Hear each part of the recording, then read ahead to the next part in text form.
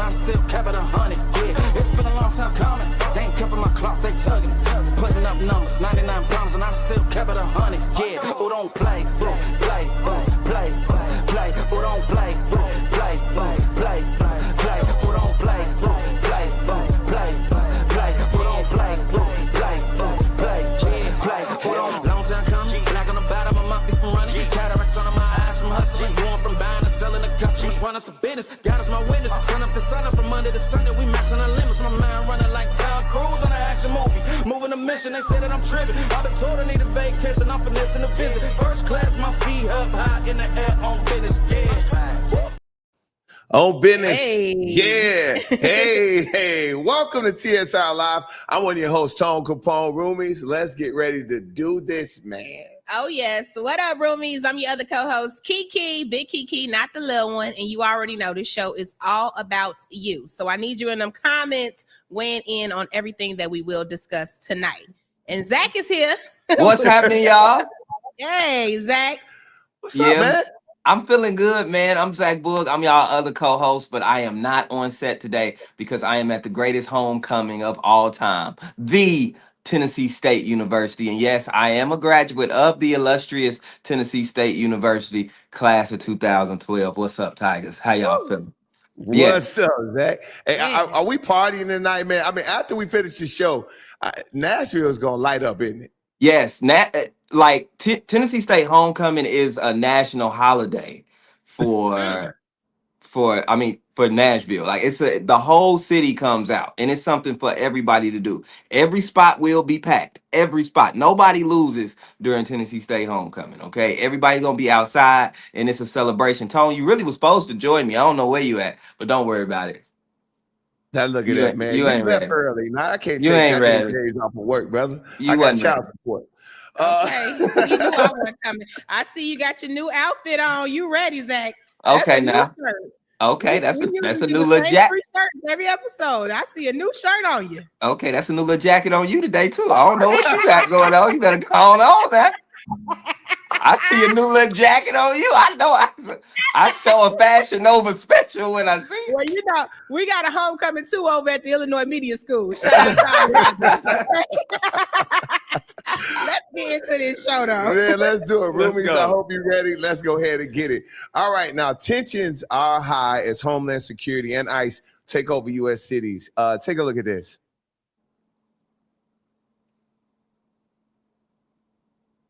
It probably should be more historical. Yeah. You okay? Are you okay? I look like I'm okay? Don't come up in my face here because I hit hard. What's wrong with y'all? Try it. I wish you would. Try it. You try me and see what the fuck happened. Nigga, we angry. All of us angry out here. So don't think it's y'all alone. Get out of here. Who you telling get out of here? Why you telling me get out of here? You asked me a question and I'm answering you. Get out of here. Man. What's wrong with you?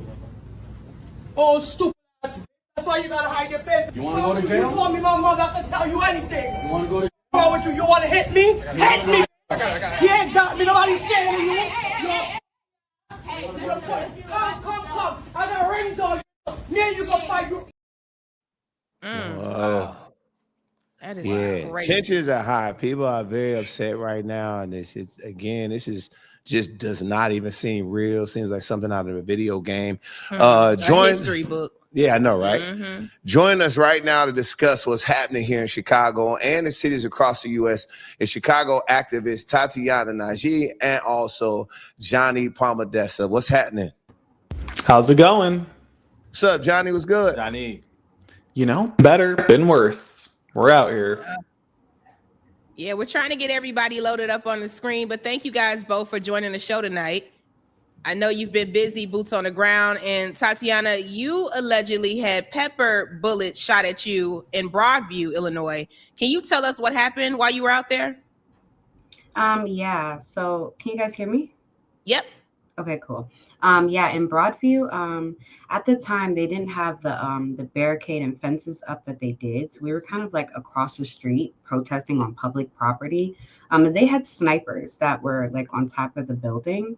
And they were just aiming at the protesters. Just aiming at everywhere that we were to kind of back us as far as they could off just for no reason. There was no agitation going on. Nobody was being rude or doing anything to harm them. Just unprovoked, basically. Wow. Oh, crazy. Man. Johnny, now you've been to DC, LA, and then you're leaving Chicago tonight. Where you headed next? Yep. So we went to DC when Donald Trump deployed the Guard to our nation's capital. When he deployed the Guard to Los Angeles, we were on the first plane out there, hit the ground running in Chicago when we heard he was going to be there. And now knowing that he has pursued, I think, 2, maybe 3 attempts to invade the very peaceful city of Portland, you better bet that by tomorrow morning, I'm going to be on the ground in Portland, standing in solidarity with so many Americans. Yeah. Wow. Absolutely. I mean, just thank you guys for the work that you've been doing. I know it's been very wild out there, but I want to ask, what is the wildest or most disturbing thing that you've seen so far while protesting? Obviously, we talked about the pepper shots, but what else have you seen while you're out there? You know? I think for me, it would be at the Broadview facility. There was a 16-year-old that was dropping off clothes to his father, like they told him to. And that same kind of sniper on the roof, while he's at the door, shoots down at him. I had to run up to him and like console him because he was like I don't know what I did wrong. I don't know what I did wrong. In a state of shock, and it's like they have no regards for anyone else but themselves at that point. Zach, I know you got something you want to ask him. Yeah, I just, we've seen it. You guys have actually been in the action and been boots on the ground. Do you think that the media is doing a fair portrayal of what's actually going on? That is such a good question. You know, I think if you ask me about the legacy, corporate, and traditional media, absolutely not. You know, there's the good and the bad. I've seen firsthand being tear gassed, being 20 rounds of rubber bullets in my directions. And those are the things to which the legacy media wants to talk about because that's what gets the clicks. But what new media like you good folks who are actually doing the work and showing people firsthand the power of these stories, well, you're showing people also the good, the people unifying and uniting across the country. Because let's understand, Donald Trump's purpose here is to divide. That's the point of these deployments, to intimidate, to bestow fear. But you guys are showing the beauty in people uniting and feeling stronger and more resilient. Wow. Now, the No Kings protest is happening Saturday. Are you concerned on how the Trump administration will respond to the protesters? You know, we're already hearing about Donald Trump, who is hoping to pursue what seems to be nothing more than maybe a vanity project, threatening the people of California with a military parade in an attempt to delay their pursuit, their freedom to protest and organize.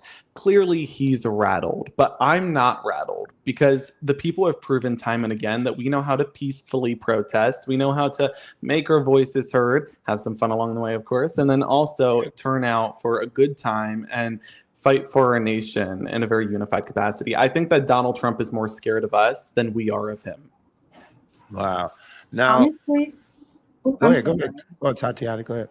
Honestly, we saw from the last No King's Day protest, there was like record numbers of people coming out in all 50 states and 50 cities. Literally everyone was as outside doing as it is that they're going to do again.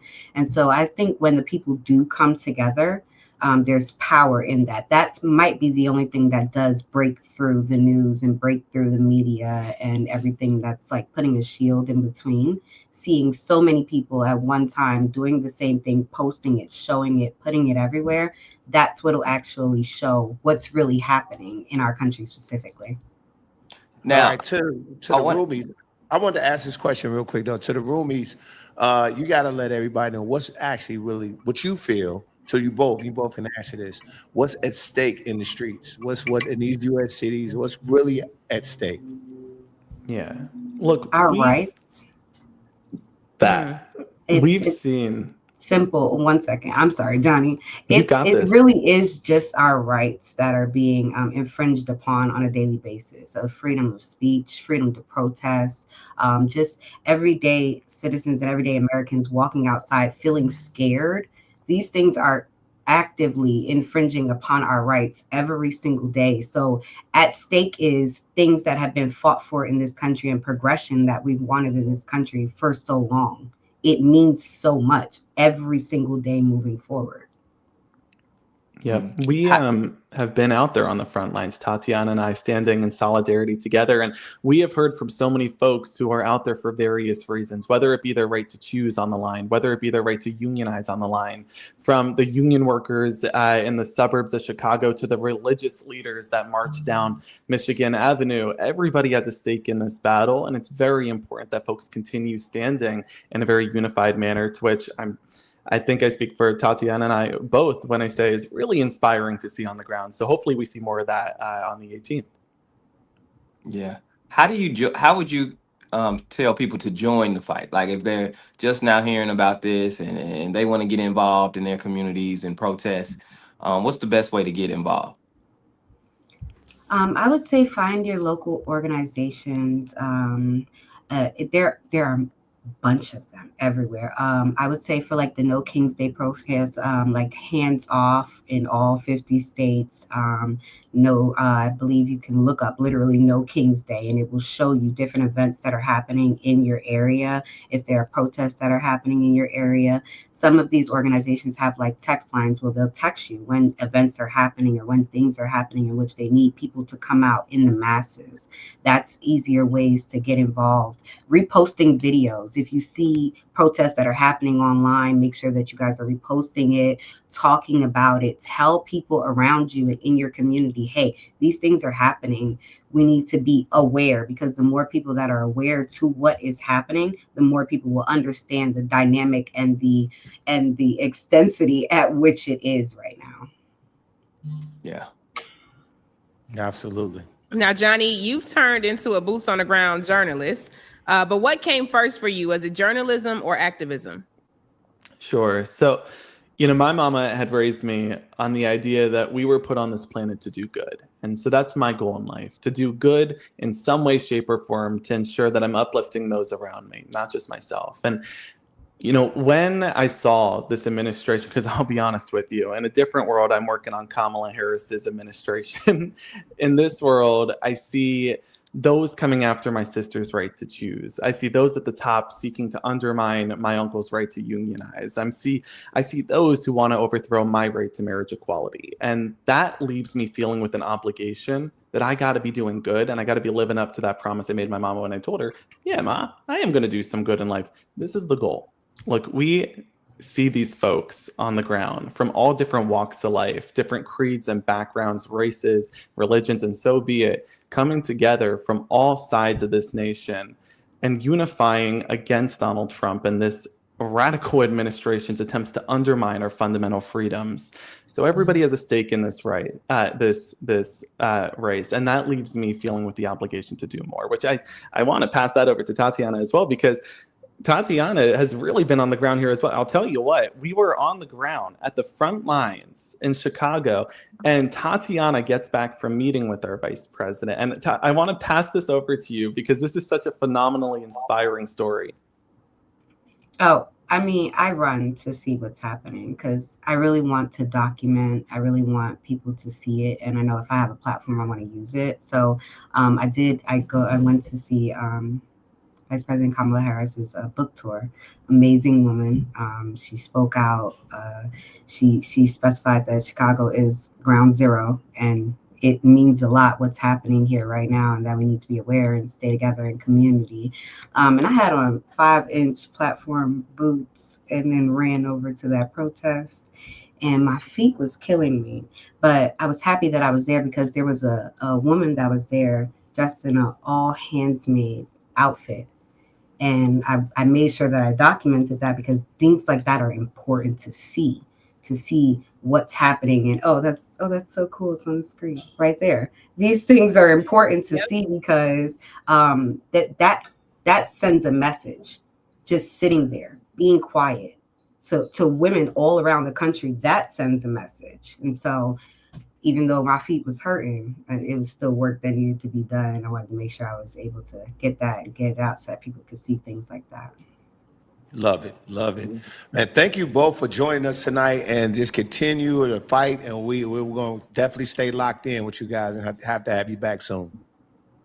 Be safe out there. Thanks, y'all. Thank you.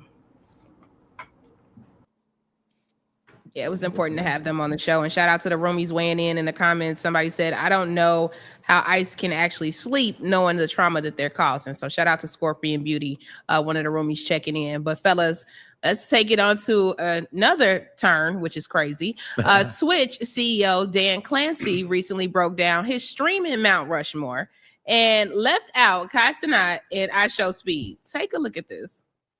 It probably should be more historical. Yeah. You know, in other words, Kai is big now, but you know, arguably it's like, now he asked me, so I had to put him on there. But arguably it's like, look, you're great, but you can't be on the Mount Rushmore yet. See, I put it should be Speed, Kai, Queso. Right. When like, no, there's like so. Well, initially when I was doing it, because of course part of it is you just don't remember people. And initially I mentioned Speed, and then I was like, oh no, and I swapped Speed out for Queso. Yeah. Okay. Now, if you recall, Kai was previously added to Dan's list, like he mentioned, when the CEO said it during Mafia-thon 3. So, fellas, I know y'all big into the streaming world. What do you think about this? He funny acting. The CEO funny acting right now, man. Don't do that. I mean, and I get it. I understand where he's coming from. He wants to see Kai do it on a large scale for a long time. And that's what he's probably going to judge to put him on the Mount Rushmore. But I think what Kai has accomplished in this small amount of time makes it historic. He deserves it. Absolutely, Zach. No. I think nobody else has had 1 million subscribers on his platform on Twitch. Nobody else has done that. Okay, and usually when people do things in any genre that nobody else has done, it makes them big enough to be able to be on the Mount Rushmore. Okay, and secondly, if I'm not on your Mount Rushmore, say it to my face and explain why. You know, I wouldn't have had a problem with him taking Kai off if he would have actually said it to Kai's face, like, Kai, this is why you're not on there, and these are the people that I have on there. But to say I'm on there, then when you get in front of other people, say, oh, I just said that because he was on there. That make me feel like you sneaky and you'll say anything, and I don't trust you. Exactly. Yeah, I mean, and you got to think about it. Him, Kai Cenat, and shout out iShowSpeed, they are the most popular. You see them commercials. A lot of the other streamers, you haven't seen them cross over from the streaming world to hit mainstream like those two have. So absolutely not. It's amazing what they've done. I mean, iShowSpeed is catching passes from Tom Brady, for Christ's sake. And Kai Cenat is he's like the face of streaming. Right. You know, when you think of streaming, it's like he's the McDonald's logo for streaming. So to say he's not on somebody's Mount Rushmore is insane to me. Like, maybe if he take his talents elsewhere, you'll probably remember to put his name on your Mount Rushmore. Exactly. Just saying. Exactly. Sit down with LeBron James. How are you talking? What are you saying, bro? Yeah. He got a secret handshake with LeBron. Anyway, man, Roomies, guess what, though, man? We got a real treat for you tonight. Welcome multi-talented Trevor Jackson. What's up, Superfly? What's happening, my dog? Thank you guys for having me. What's up, bro? Good? Yeah. Yeah, we hear you. Kinda. We got you. We hear you. We got you. First of all, let me ask you, do you even lock in with the streamers? I am not. I'm not super I've tried to stream myself. I'm not great at it, but I play a lot of Call of Duty, so I'm like, I'm on here all the time. Might as well stream a little bit, you know. Okay, cool. Well, yeah, man, I just started playing Call of Duty. Trash. I got a lot to work on. Oh, it's okay. Beginning, man. It's levels. I've been playing since yeah. Came out, World at War. Like, I'm OG Call of Duty player. There it is. All right, man. First of all, I got to give you congratulations because we hear you landed a recurring role on Grey's Anatomy. So you got to tell us about the character. Well, it's a series regular, right? Just got bumped up to series regular, which I'm super thankful for. Okay, my bad. That's Congratulations. Yeah. Congrats. It's an honor, you know. It's funny, like whatever I'm doing, I want to be doing the other thing. So I was on tour before I got this Grey's thing, and I was low time, and then I was like, man, I want to be back on set, right? And that was kind of like one of the few auditions I maybe had that week. Didn't think much of it, and then when they called me back, I was blown away. I think it's an honor to be able to play a doctor on TV, a black doctor, and he's fresh, he's cool, he's kind of, causes a little drama, which I like. Grey's Anatomy is all about the drama, And yeah, I think it's a really good addition to the show, and I'm super thankful to all the cast and the crew. Everybody's welcomed me with open arms. We have our 450th episode tonight. So yeah, man, it's an honor to be a part of such a legacy show. Oh yeah, that's a legendary show. That's a good check, Trevor. That's a good check. Congratulations on that. But stable check. Yeah. Okay. That's a stable show. But since we're on the subject of your acting and things, what's the last movie you watched? Men in Black. Oh wow. Okay. The first one? Probably 100 times a year. It's one of my favorite movies. Okay. Okay. Yes. Shout out to Will. Now we wanted to go back to the future with a game of this or that. So tell us. You said that Men in Black is your favorite movie, right? It's one of my favorite movies. You asked me last movie I've seen. Damn. Okay. Okay. What's your favorite movie of all time? That's hard. There's no way I could pick that. Okay, but first ones that come to mind are like The Matrix. Another one that comes to mind are like Marvel's Endgame. Another one that comes to mind is like There Will Be Blood, Daniel Day-Lewis. Another one that comes to mind is like Training Day. These are just like the top 4, but that's okay. Nice little Mount Rushmore. Yeah, I watch so many movies. It's because it's not just me watching, right? I'm studying everything I'm looking at. I'm like, oh, why did he choose that decision? Why did he light it like that? Why did they edit that right here? You know what I mean? I'm just always trying to study and be a student of, what I love doing. Yeah. Absolutely. Well, let's get into this game real quick. I'm going to ask you this or that. Friday or Love and Basketball? You can only pick one. Friday. Sorry. Friday. Okay. Barbershop or Hustle and Flow? Hustle and Flow. Come on, man. Okay. You gotta take Come that. on, man. Come on, man. Oh, man. Zach, which one would you pick out of those two?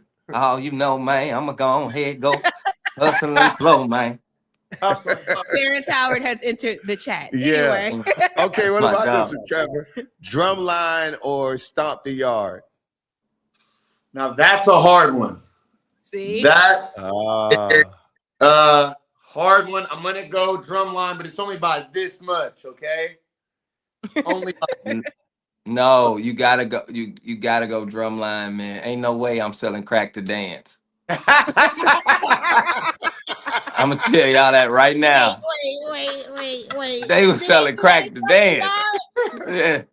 Oh, you thinking about my other movie? Wait.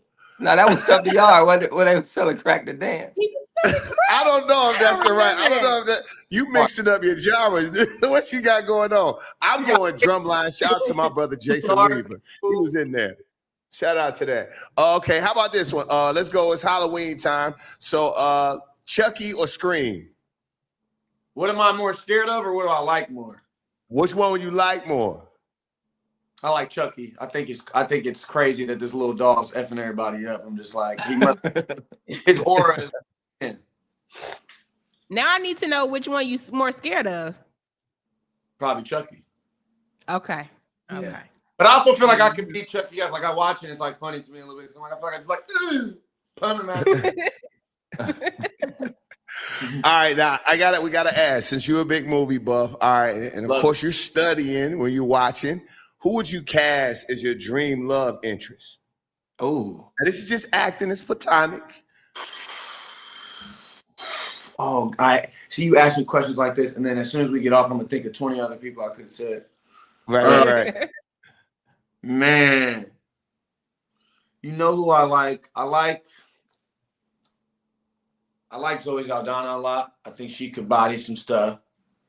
And there's a girl, I'm spacing on her name, but she played the ballerina girl. She went crazy. Those are off the top of my head. But like I said, I'm gonna think. Man, there's some other ones I know. Zach, who would you cast if you was acting, brother, in your love interest? Justine Skye would be my love interest. Grownish. She was on Grownish with us. Yeah. Yeah. She would be my love interest. Why'd you say it all songs to Justine Skye? Yeah, brother, because that wasn't hard. Because that wasn't hard for me. She's not in the room, Zach. Get out of character, dog. I just want to let you know that would be my love interest. I think she looks amazing on camera. You know what I'm saying? I think. Off camera. and on and off camera, and I think it'd just be a beautiful love interest. It'd be dope. It would be iconic, kind of like how Jada Pinkett was. Yeah. Okay.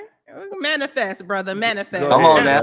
Now, Trevor, you also do music, and your cover of Kehlani's Folder was insane. So that was crazy. But we gotta ask, who would you want to collab with, like as a music producer duo? Music producer, or just like like if you could collab with anybody, who would it be? Oh man, there's so many people. I'd like to work with Drake, Wayne, Rascal Flatts, Party Next Door, Kane Brown, Jelly Roll. I mean, the list goes on. I love so many different people. Elton John, you know what I'm saying? Like, okay, a lot of hip hop, a lot of country in that. How would you describe your sound? My sound is freedom. I always try and say, like, whenever I go into making a record, I'm not trying to make it sound like any type of genre. It's just like whatever emotions, you know, come out that day. Like that's what it is. And I always want to honor the truest version of myself and not like a filtered version where I'm like, hey, let me change it so it fits more into the R&B space, or let me change it so it fits into the pop space. Like, however it comes out, the most organic is the way that I always try and follow my heart when I'm, you know, doing music and anything really. Now, Trevor, you've done acting, you've done music, you've done fashion. If you had to give up one forever, which one would it be? I'd say fashion, honestly, because I mean, as much as I have an amazing stylist, but me putting it together personally, I'll just be in sweatpants, a t-shirt, fly. You know what I'm saying? It stresses me out. Getting ready stresses me out. I'm like, look, I just want, if I could go naked, I would. Like, that's just more comfortable for me, okay? But if you guys want me in, you know, designer this, I don't even know what's, you know what I'm saying? So art-wise. Like, I just want to play Call of Duty or act, bro. Right. Look, Trev, let me ask you this question, though.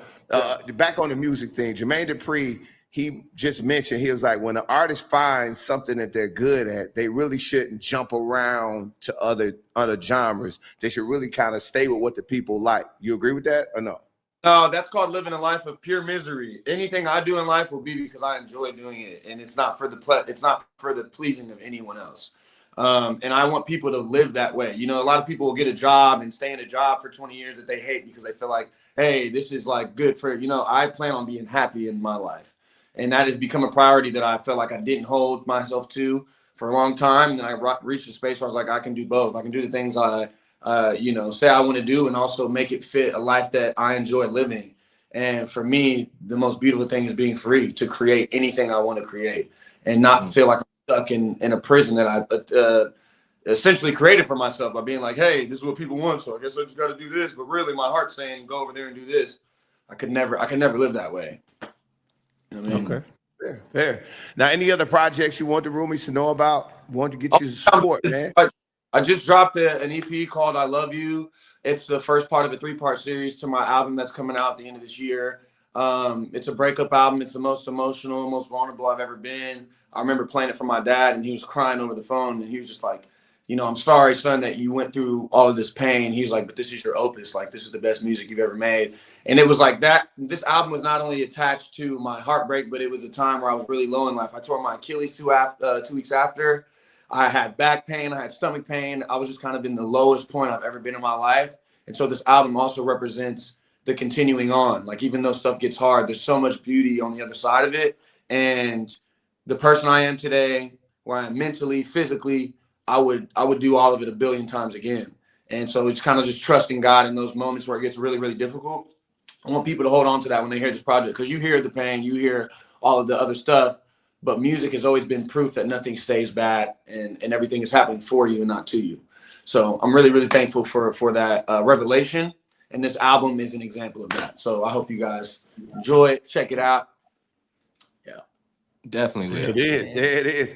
There it is, man. Appreciate you joining us, Trevor, man. We are going to make sure the Roomies support you on Grey's Anatomy. You are a series regular now, right? Yes. Ooh. Yeah. There we go, my dog. Thanks a lot for joining us, my dog. Keep all the good work going. One love. God bless. Peace. One. All right. Zach. All right. You heard it. You heard it. You heard him hit us with the one. I'm saying it hasn't gone anywhere, man. People still say one. Oh, please. Okay. Mm-hmm. Okay, me and Trevor, we do. All right, Stephen A. Smith, though. Let's switch the gears. Stephen A. Smith is catching a lot of headlines, guys, and it has nothing to do with sports. He recently went in and just went after Congress for the government shutdown. Then he also snapped about Representative Jasmine Crockett. This was an interesting situation, which had D.L. Hughley snapping and Tamika Mallory going off. Take a look at this. How Jasmine Crockett chooses to express herself, I'm like, is that going to help your district in Texas? Aren't you there to find a way to get stuff done as opposed to just being an impediment to what Trump wants? How much work goes into that? I'm just going to go off about Trump, cuss him out every chance I get, say the most derogatory, incendiary things imaginable, and that's my day's work. That ain't work. Work is saying that's the man in power. I know what his agenda is. I'm not exactly in a position to stop him since the Republicans have the Senate and the House. But maybe if I'm willing to work with this man, I might get something out of it for my constituency. Because like Joe Manchin said, he's there to represent, or was there for 15 years to represent the people of West Virginia. She's supposed to be there to represent the people of Texas. I don't know. Maybe that just sounds ignorant because it's so simple. But it ain't that damn complicated. We make it complicated. Damn, it's frustrating. Yeah. Stephen A. Every time he talk about a black woman, that line and get pushed back. What? No, that go further back. Like Pinocchio knows. Every time, Stephen, now you gonna keep on that line and gonna be back here. Stop doing that. What I support women. What Tom? We weren't gonna bring you into it. I was gonna let you rest tonight, but you don't know what you did to women that you ain't got no hair. That's what happened though, children. Be nice to women. Right, your line won't go back. I got mine. I stay nice to women. That's right, Zach. Zach definitely does, but. Just a real quick on the Stephen A. thing. Like I understood the criticizing at the beginning of, and which I always agree with some of the stuff he says at the beginning. And as we hear more of it, it's bad, bro. Like it started off good, but then you just got to criticizing and saying, well, maybe she should work with the president. Like, is she fundamentally say that word? Baby, thank you. Move on. Okay, yeah. If she doesn't agree with what the president is doing, she has every right to say how she feels. And I feel like that's where it got weird for me. It got weird. I mean, the thing that stood out to me about what Stephen A. said, he was like, that's not work. And to tell somebody who has been elected as representative what work is absolutely crazy. If you've never been in that field and you've never put in the type of work that she has put in to even get to where she is. He said, oh, the people of Texas elected you to represent their interess. Well, they trust her with what she's saying. The reason she ain't changed how she is. Jasmine has always been fiery. She's been to a point, and she's always put in the work. We've had her on this show countless times of her working, talking about countless hours and time that she has spent, dedicated her life to what she does. And for somebody, Stephen A., you should know something about this because you dedicated your life to sports. And that's exactly where I think you should stay with sports. Stay out of politics, stay out of pop culture because it's not for you. Okay, and because you say stupid stuff, and I don't want to call you the C word, but that's what it started. That was. But that was C wordish of what that last rant was. Okay, you know what I say? Harriet couldn't save them all. Okay, she couldn't save them all. But for a black man on a platform like his to be speaking out against Jasmine is insane, especially in today's climate. All that this woman has put on the line to represent not only Texas, but the people of this country, okay, at this point, because all of our rights are at risk in being taken away every single day. So for him to even waste time speaking at her or critiquing how she's working in this world is insane to me, when he should be focusing on how he can help her get some things done. I know stuff's starting to fall in here because I ain't. Kiki's shaking the table. Anyway. Shaking the table. Kiki, we got a guest, don't we? We do have a guest, and child, he was so good on the last visit, and the Funky Bud showed up and showed out.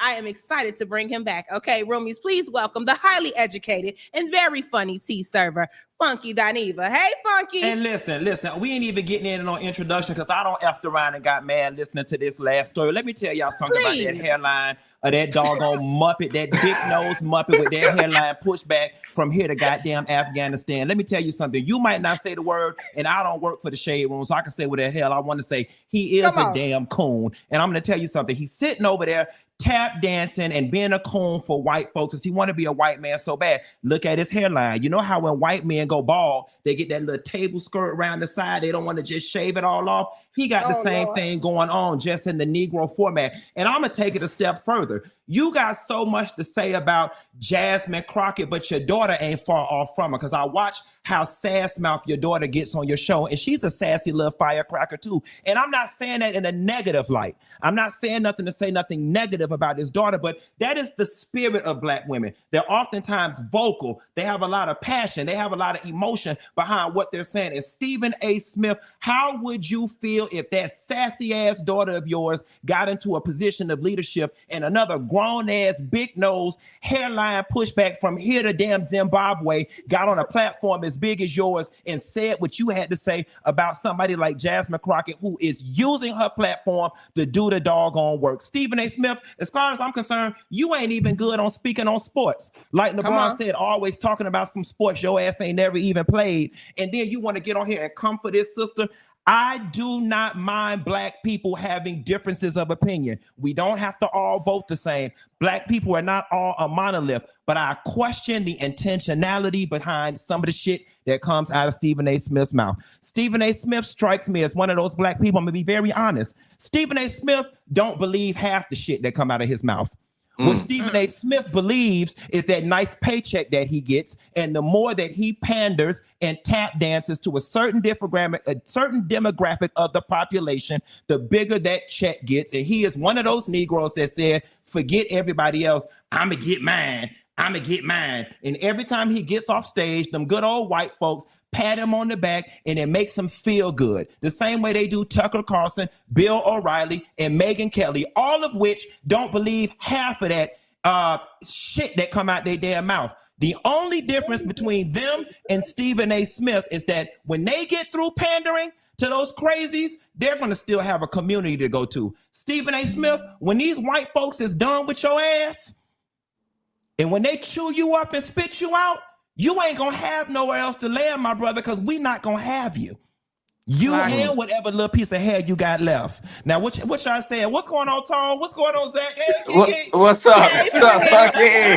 That shit made me mad. Hot, baby. Yeah. And let him cook. He came in smoking. That shit done made me mad. Yeah. And I'm a huge Stephen A. fan in what he does in sports. I've watched him forever. And then, like I said, I disagree with tons of things that he says. And to your point, I do believe, because I really have a feeling that he's doing this for something.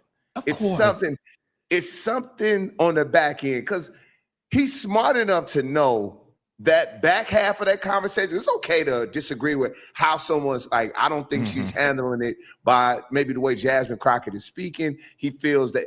But then to go off the rest of that conversation, that's where he lost me. And I'm like, you're doing that. I feel like it was done for a purpose. It is. Unfortunately, this whole Donald Trump style of doing politics, this new Fox News style of reporting news, he said, okay, I seen Tucker Carlson, I seen Bill O'Reilly, I seen all of them get paid doing this niche style of journalism. And he said he's going to hop on the bandwagon and do the same thing. I am sorry. Stephen A. Smith, as Black as he is and as successful as he is, he did not make it this far in life being that obtuse and being that dense. It's intentional. He knows what he's doing, and I don't give a good goddamn what nobody says. He don't believe half the shit that's coming out of his mouth, but he is saying it for the paycheck. Funky, that makes it 10 times worse for me. It does. That makes it 10 times worse for me. If he believed it, then I would be like, well, you know what I'm saying? At least he's speaking what he believed. But to be sitting there and we sitting there knowing you don't believe that, that's worse. At a time like that's this. worse. At a time like, It screams self-preservation. Most You know what I'm definitely. saying? Most Like I'm definitely. only worried about me. Yeah. Yeah. And unfortunately, there are a lot of people out there like that. And it's greed. Because Stephen A. Smith, you're already at the top of the food chain when it comes to income in the niche of podcasting and this. You ain't got to do all this, brother. You ain't got to do all of this. And the lifestyle at 5 million is the same lifestyle at 8 million. The lifestyle at 8 million is the same lifestyle at 10 million. Bruh, you going out bad. And you got to start thinking about legacy. Like, you are beyond the point now, Stephen A. Smith, where you worrying about how you going to get your bills paid and how you going to put your kids through college and all. You are beyond that. You know what I'm saying? Now we're talking about legacy building and what your legacy will be. And when it's all said and done, and them archaeologists find these tapes and these videos of us, 2,000 years from now, they're going to say all Black people were marching to this one drum, but we found this different species of coon that was doing different things like this. And it's like, we're going to try to extract the DNA and try to find out research on what type of Muppet damn, go on to the next thing, y'all. All right. Okay, let's talk about this No Kings protest going on around the country. First of all, Funky, how you going, my brother? When is it?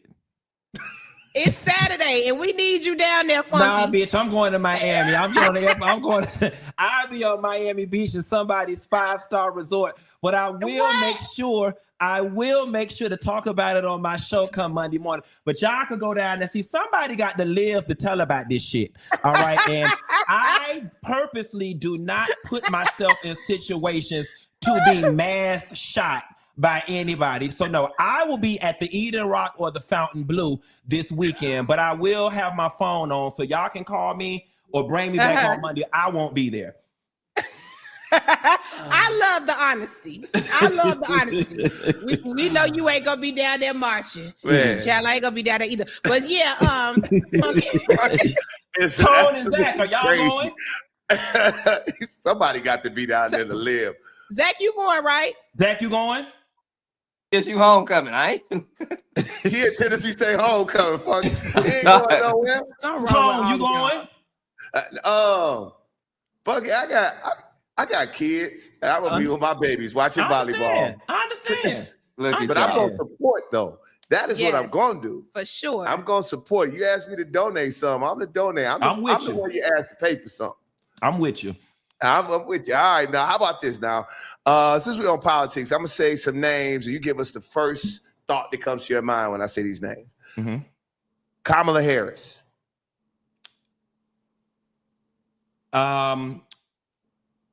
Didn't collect all of her things, mistreated, was done unfairly. We love her to death. Okay. President Donald Trump. Why does evil live forever, and when is he gonna die?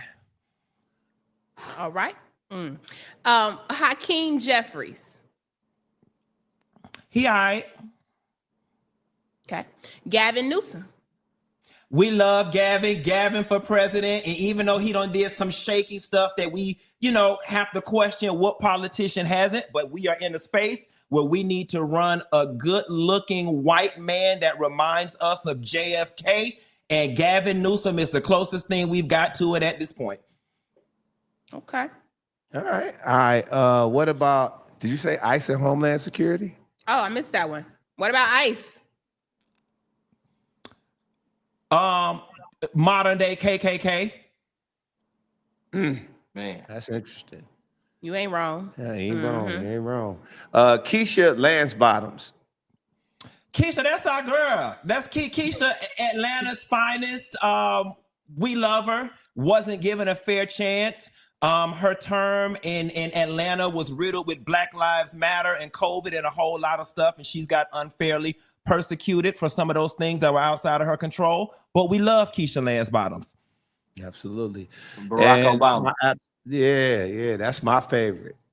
Our forever president, the best example of a contemporary educated black man that all of our sons and nephews and trans men and everybody else should aspire to be like in some way, shape, fashion, or form.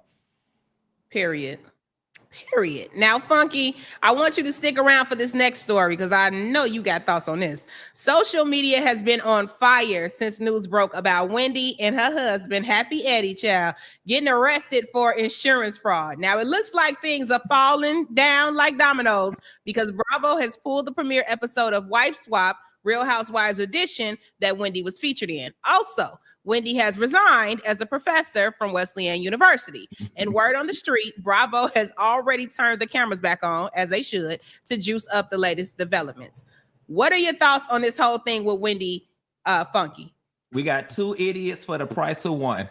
Okay, that's the first thing. 2 idiots for the price of 1. Secondly, Eddie looked high as all get up in his mugshot, and I hope that they are smart enough to turn tragedy into income and use these as the promo pictures for their new line of Happy Eddie marijuana. Now, here's the thing. A lot of people are like, how are y'all going around condemning this lady? She ain't even had her day in court yet. Child, they got 33 goddamn counts across 3 different insurance companies. So I'm going to be fair and I'm going to be generous. They didn't do the first one. They didn't do the 5th one. They didn't do the 7th one. They didn't do the 12th one. They didn't do the 21st one. They probably didn't even do the 27th one. But do we really got to wait until they go to court to realize that, bitch, maybe, just maybe, they did 31, 32, and 33? I mean, come on now, y'all. Like, y'all, listen, y'all did something. Y'all did something. And the police ain't never knocked on my door and told me to come with them and take me down to jail and take my damn picture. All right. Y'all ass did something to the tune of 33 counts. And it's unfortunate. You know, I don't know if they were in it together, if Eddie put Wendy up to it, or if Wendy put Eddie up to it. But the reality of the situation is that this is embarrassing and it is a damn shame with as many degrees that float between the both of them and with the income that both of those people earned before they even became members of the Real Housewives of Atlanta. I would dare to say that they were both the hope and the dream of the slave. And to go out like this and to fall victim to social pressures or investment pressures or keeping up with the Joneses or whatever it was that caused you to commit fraud to the tune of $450,000 and to risk it all, jobs, reputation, standing in the community, law license, it's 2 idiots for the price of 1. Damn. You hate to see it. Ooh. You hate to see it. Zach, you got something? On this? No. You want to ask him about something that's going on in the social space. Oh no, I was looking at this. I know you okay. Zach, you got Zach speechless over there. Yeah, because it's just so mad if they it's arrested just so me crazy. look like that. It's sad though, guys, because listen, you know, being in Atlanta, you know, I'm around a lot of the Love and Hip Hop, Housewives of Atlanta, Married to Medicine. All these people are my friends. I've been friends with these people for over a decade. All right. And I know what they make. All right. I know what they make to do. And I know what their schedules are. 18 weeks of filming, 3 days a week. Okay. There's no easier money than these hundreds of thousands of dollars that y'all make to go get dressed and have drinks and gossip with a bunch of bitches. What more did y'all need? What more could y'all have tabled and waited on until you got your check from next season? What pressures were y'all experiencing, or what self-imposed pressures did y'all put on yourself that drove y'all to have to do fraud to the tune of $450,000? And I'm pretty sure when you get down to the root of it, materialism is where it's at. Keeping up, trying to keep up, trying to front, trying to put on.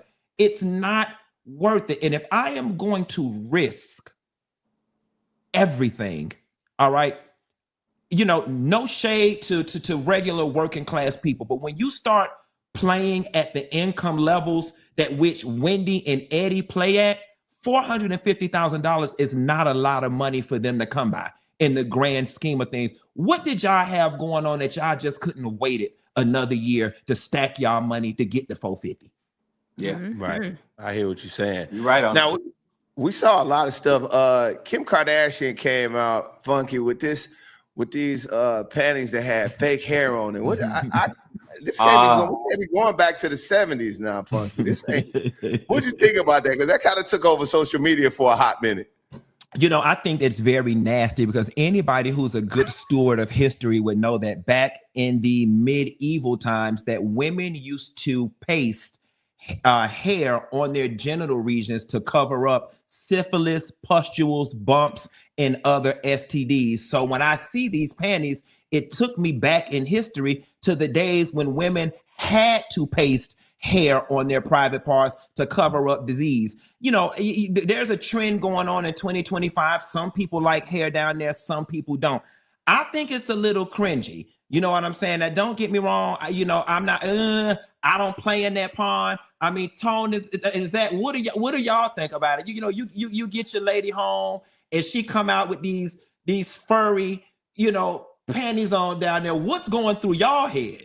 Well, let me tell you something. Me and Zach gonna tell you, ain't no heterosexual man gonna ever turn down vagina. Once we are down to seeing panties, it's go time. Yeah, it's go time. Only thing that'll turn you away is a questionable bumps and smell at that moment. Once you're that far, once you're that deep. Now, messing around with these panties, though, now there's a potential for 2 layers of smell, right? Because the real thing could smell, and then now the hair in these fake panties could smell. It's just a lot. It's a lot going on for me. But at $32 a pop, I mean, Kiki, you a woman. What's your home for $32? Are y'all buying them? I damn sure ain't buying them. I ain't putting no hair down there, baby. I didn't pay for a good wax and exfoliation and all that down there. I ain't doing that. Again, I mean, what about in the wintertime if you want to keep that thing warm? Baby, I'm fluffy and fine. This thing warm in the summer, all 4 seasons. You hear me, Funky? This thing forever warm. I don't need nothing from Kim Kardashian. Let me tell you. No, we good on that. We good on that. And then y'all grab this little fake hair, putting it on your cat, and it's like putting a dirty wig on. We don't need that. We don't need you. I hear Save you. $32. Boy, y'all crazy. The DM's about to go crazy. Kiki that went and told everybody it's warm down there. Oh, baby. They know what the big girls working with. Shout out to the big girls. Well, Funky, we love having you on the show. Probably we might call you back next week, child. I'll be here. Thank you so much for joining us as always. Thank you guys for having me. Talk to you soon. Thanks, all right. Alrighty. Yeah, don't buy me none of them little panties for Christmas. Okay. He's so funny. Real laughs, boy. That's a funny love dude. Funky. Now we're gonna take a little turn from the nastiness of the Kim K panties, and we're gonna take it to church. All right. So everybody stay together. Hallelujah. All right. Now church attendance is rising for millennials and Gen Z, according to a new study by Barna Data. According to the data, this trend is driven by spiritual curiosity and a desire for belonging, particularly following the pandemic. So, fellas, do you think the church is more accepting of the times we live in, like same-sex marriage, forgiveness, women pastors? And I know you guys all go to church. Do you find it more accepting? Oh, 100%. 100%. For me, it's just the dressing really I see a lot of it just because they allow t-shirts. You don't have to be in a suit. You don't have to be in slacks. The dress clothes I thought held a lot of people back. The fact that you can just get up and not come to church any type of way, but you could come to church in a relaxed way has increased attendance. And I think that's probably got something to do with it too. All right, Zach, what do you think? I think that people need the Lord, okay, like never before. Like never before. I think that we are in trying times and people want to believe and have some hope in something bigger than them. Okay, because the world around us looks like it's crumbling down, and I think that's what's drawing people to the church. We've always, when I was growing up in church, you kind of had to dress up, but they kind of knew that the younger people weren't gonna dress up. It wasn't anything that anybody frowned upon. Like, they were just happy that you were there. You know what I'm saying? Like, come to church. So, but I think that the what you're seeing now, millennials and Gen Z are going through real life issues right now. You know what I'm Yep. saying? And need something bigger than what they see. So yeah, absolutely. Ain't nothing wrong Well, with that. let's Keep going, bring in Chuck. some new guests, right? Absolutely. Roomies, welcome to Darlings of Gospel Music, Anike and Porsha Love. What's happening? Yo, Hey, y'all. yo. What's up, ladies? Hey, Hi. Yo. How y'all ladies doing? Okay. Let me go ask you Great. both. Let me ask you both right away. Why do you think church is on the rise for millennials and Gen Z? Yeah, I think honestly, I would say like if you look at the Bible, it talks about in Isaiah, like, behold, I'm doing a new thing and forget the old. So I feel like with the new thing that God is doing, like people are seeing people who look exactly like them, people are seeing, they just feel seen, they feel heard. And so I think because of that, people are able to resonate with it more. And it's like, oh, it's not just my grandma's faith, but they can hold on to like, oh, I have a faith that I can have a personal relationship with on my own. And so I think all those things, plus like the fruit that you start to see, like people are more authentic now and they're like, oh, I can actually see this person radiating love. I can also see the peace radiating off of them. I think all of that is making people be like, I want to experience this for myself. And when they pull up to church in real life, like y'all were talking about earlier, like they can just be themselves, wear regular clothes and stuff like that. And they actually experience God for real. And so I think because of that, they want to be in community and they stay. And that's why more people are pulling up to church. Yeah, I agree with that. I was going to talk about the scripture in Acts that talks about how in the last days, God is going to pour his spirit upon all flesh. So I feel like every generation has its time for its revival. And we're experiencing that now. I feel like spirituality in general is at an all-time high.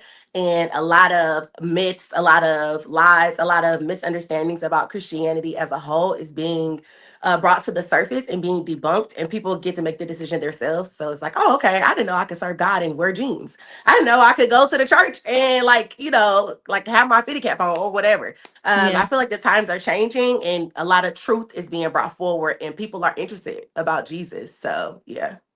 Absolutely. Now there was something that was just came out actually before we came on today. There was a popular sports columnist and talking head named Skip Bayless talking about Travis Hunter, who's a player for the Jacksonville Jaguars. He got baptized before the game and he was criticized by that. What do you guys think about that? Being criticized, the fact that he decided to go get baptized right before his NFL game. No, I think getting baptized is a beautiful thing, like, because it's a declaration of your faith, honestly, to say, like, God, I'm going public with this, honestly. And it talks about how, like, you're, like, made new whenever you go under and you come up. So I feel like criticizing someone for that, like, I don't see why you'd even criticize. As long as he playing in the game and he doing what he need to do, I feel like that has something to do with that situation. So I think it's a beautiful thing that he wanted to publicly be like, man, God, I'm going all in for you. And so I think having the criticism, as long as he made it on time and did all that stuff, I feel like it's not that deep, Right. Yeah. For sure.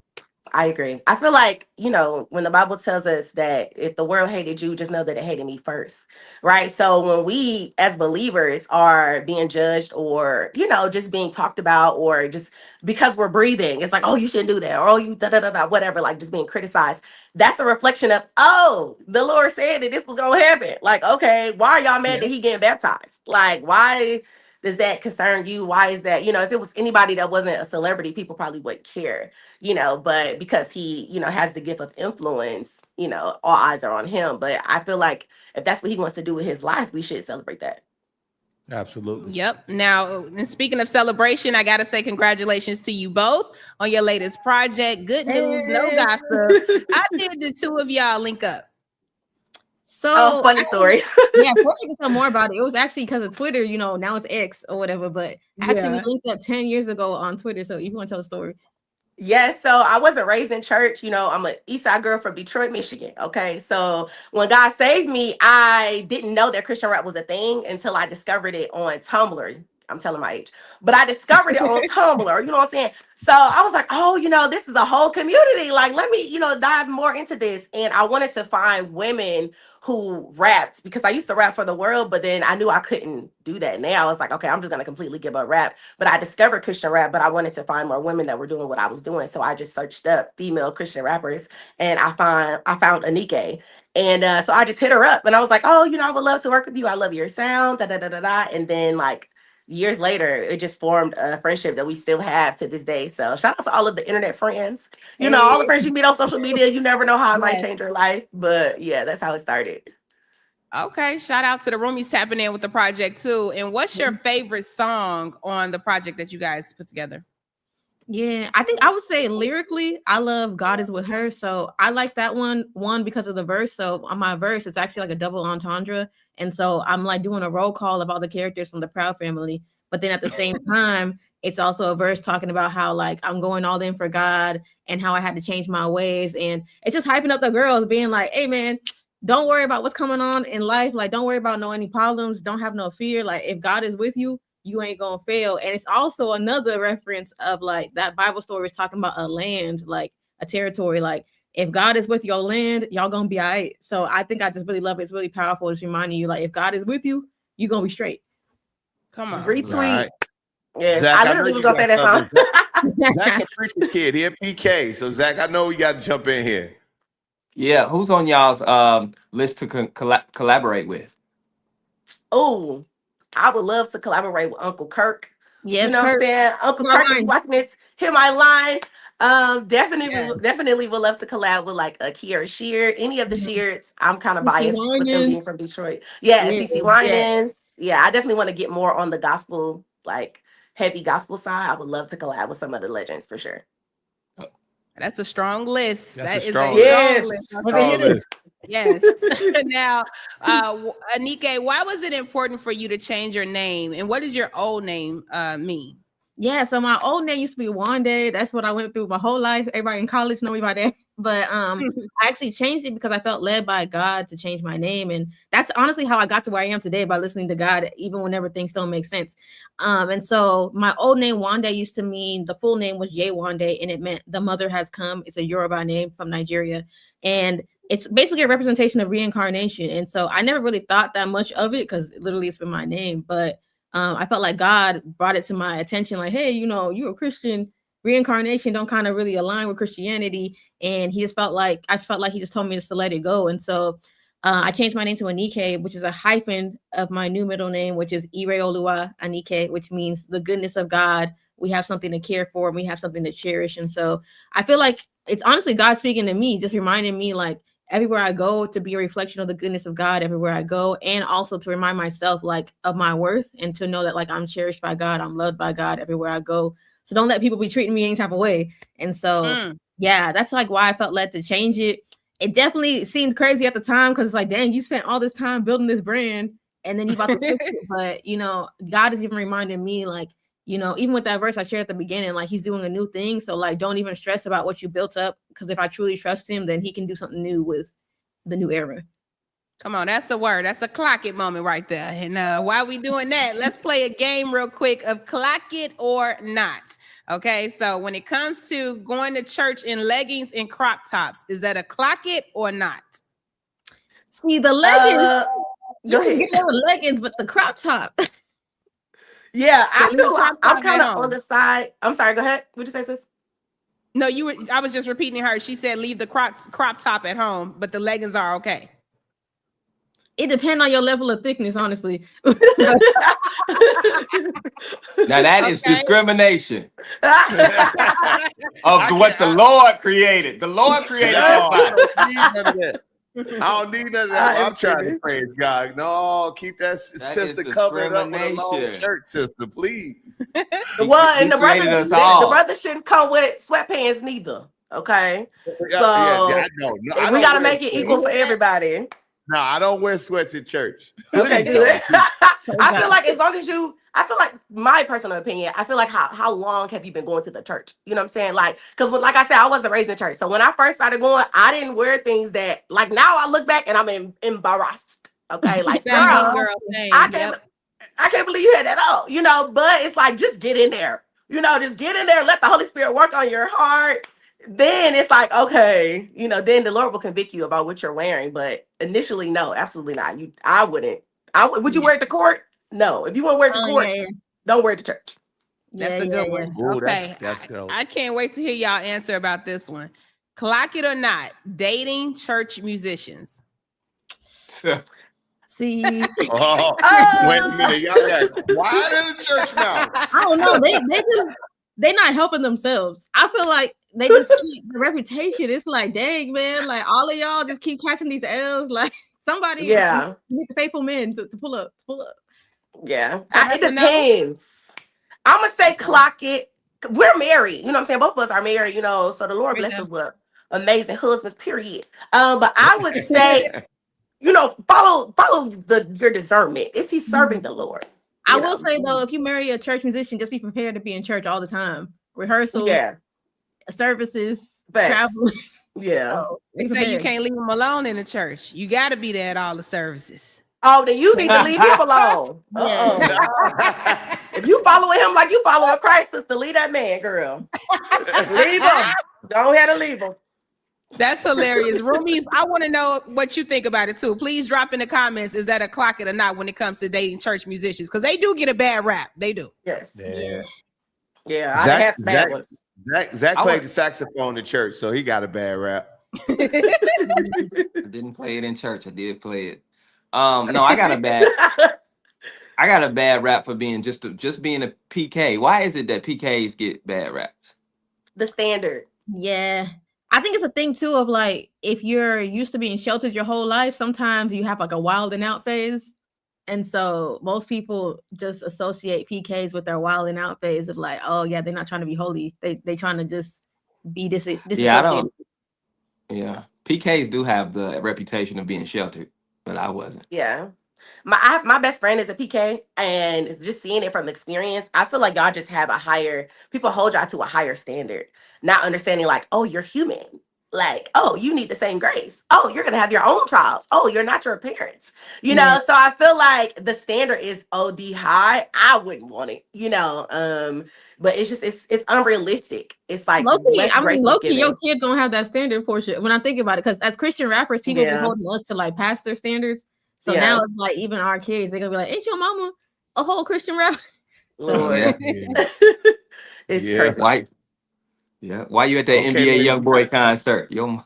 Oh man, that be Lord Jesus. Let me pray now. Ladies, you gotta tell us. Tell the Roomies how we can keep up with you.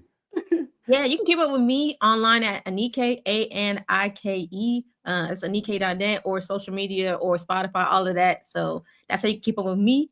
And you can follow me on all social media platforms at I am Porsha Love, Porsha Love. We would love to invite all of our holy girls and holy hot boys to the gang. Pull up. Period. Love it. Ladies, thank you so much for joining us. Please pray over Zach. He is at Tennessee State homecoming, so we know. Please, yes, Lord, don't let sin touch that brother. No, but I got holy water. Yeah, okay, holy water. Do it. This holy water. Anoint me. Thank you so much, ladies. Thank y'all so much. Bless you. Thank you. I love them. They are gorgeous too. Now this week, fellas, on TSR Investigates, Justin Carter gets to the bottom of a story about wags and a shady fashion designer. Take a look at what he's up to. You see them at the games giving legs and hips, body. Justin, I was incredibly shocked. Wags, they're known to show out, dressed to the nines on game day. Girl, what is happening here? But dozens of them say they have a target on their back. You've robbed us. They say this woman promised them custom outfits. I paid her $300. There are girls that sent her $1,000, $1,500, $2,000. You can sell me. Sell. Instead, a pump fake. Some got their clothes with patches falling off. Others got nothing. And they say she's using their clout as wags to steal from everyday women. Hundreds of girls. This was a nationwide scam. I'm Justin Carter, and this is TSR Investigates. But before we get into it, roommates, for more TSR Investigates, make sure you go ahead and like this video and subscribe to the Shade Room's YouTube channel for new weekly episodes of this show and more.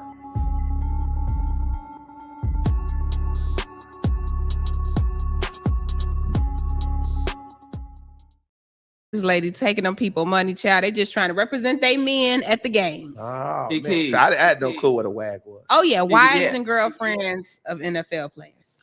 Oh, I was getting ready to say, what does WAG stand for?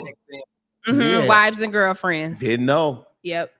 Didn't know. So they try to get their man, you know, you want to get it customized, the numbers. See, that's why you got to start your own. I made this jacket. You know what I'm saying? It say Kiki, Kekei, and every one of these letters on. What? And ain't nobody scamming me. Oh, that's nice, Kiki. I'm just saying. You did that? Yeah, I did it. That's you cool. want one? I'll make you one. Make you one. You got to order the jacket from Fashion Nova, then I customize it. But anyway, Okay, cool. Of course, Roomies, make sure you check in with Justin Carter to keep up on the latest. And we will be back next week with more Shade Room headlines, debates, and trending topics. Yes, Zach, and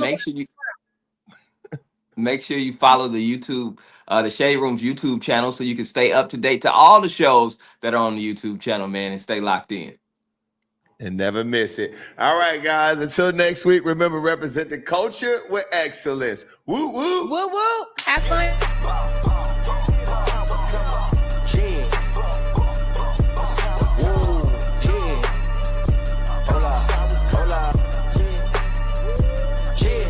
It's been a long time coming. They ain't cuffing my cloth, they tugging it. Putting up numbers, 99 pounds, and I still kept it 100. Yeah, it's been a long time coming. They ain't cuffing my